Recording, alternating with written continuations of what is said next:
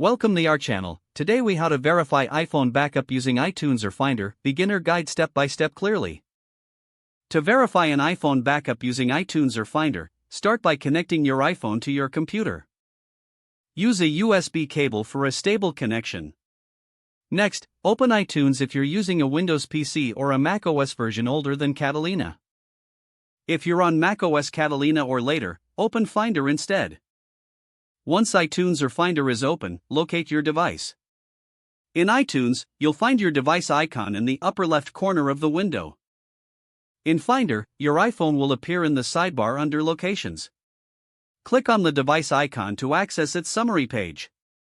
Look for the Backups section on the summary page. Here, you'll see the option to manually backup your iPhone. Below this, there will be a list of the latest backups made. To verify the backup, check the date and time displayed. This information indicates the last successful backup completed. If your backup is not listed, it means no backups have been made. If a backup is listed, you can proceed to verify its integrity.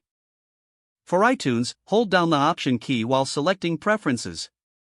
This opens a new window where you can click on Devices. Here, you'll see a list of backups stored on your computer. For Finder, simply go to your iPhone's summary page and check for backups. Locate the backup you want to verify.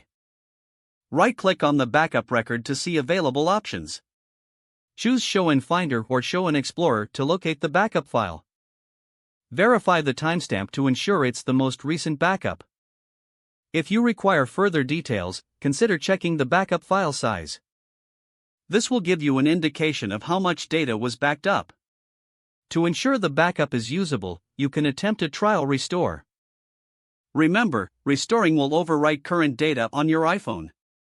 Always ensure your important data is backed up elsewhere before attempting this.